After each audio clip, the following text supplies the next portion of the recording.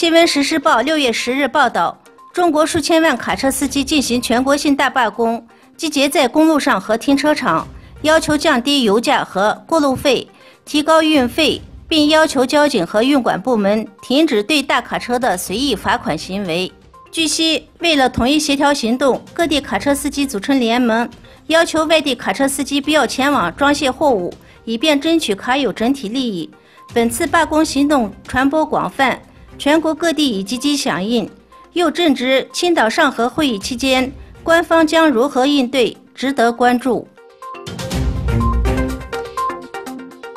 博讯网消息，6月7日晚间开始，广东广州连续21小时扑降大暴雨，大街小巷已变成河流，造成交通瘫痪，汽车被淹没吞食，部分人员失踪或被淹死，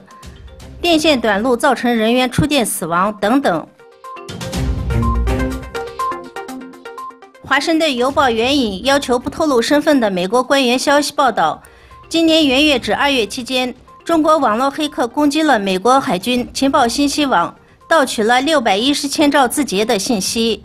包括一种超音速反舰导弹的开发，以及2020年装备在美国潜水艇上的计划。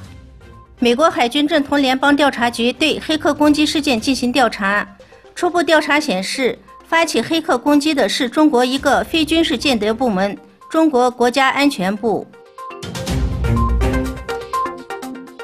加拿大特种部队已结束了对伊拉克库尔德佩什美格战斗人员的训练支援。国防部星期五证实，去年10月，由于伊拉克联邦部队和库尔德佩什美格战士之间的紧张关系，加拿大暂停了在该国北部的军事援助。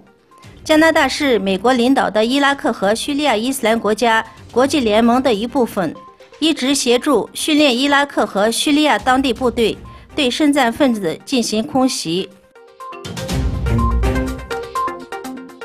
新华社联合国6月9日电，阿富汗塔利班组织9日发表声明，宣布将在开斋节与阿富汗政府军停火3天。阿富汗总统阿什拉夫·加尼1与7日宣布，阿富汗安全部队将在开斋节前后与塔利班停火，持续约1周。停火对象不包括极端组织伊斯兰国和基地组织。